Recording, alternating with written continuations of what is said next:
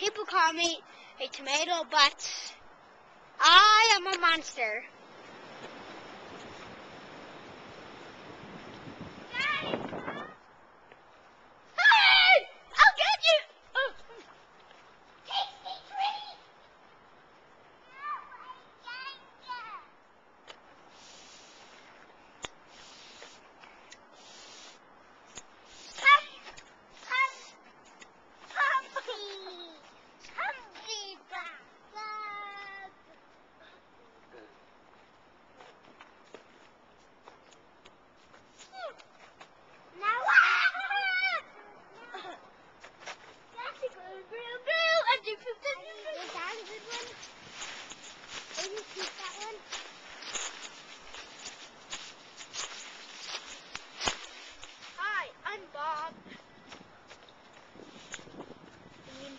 Hi, I'm a monster, and I came from a tomato that's a dessert, and that's all I can speak for right now, but I'll speak to you some more.